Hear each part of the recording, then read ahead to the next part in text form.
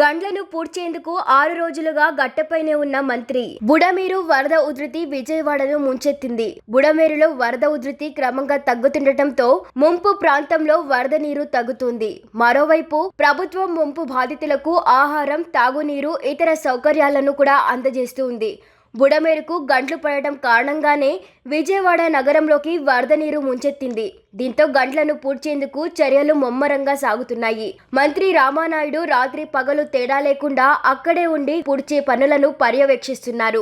బుడమేరు వాగు గంటలను పూడ్చేందుకు 6 రోజులుగా గట్టపైనే ఉన్నారు. భారీ వర్షాలు, వరదలను సైతం లెక్క చేయకుండా పనులను పర్యవేక్షిస్తూ సిబ్బందికి సూచనలు ఇస్తున్నారు.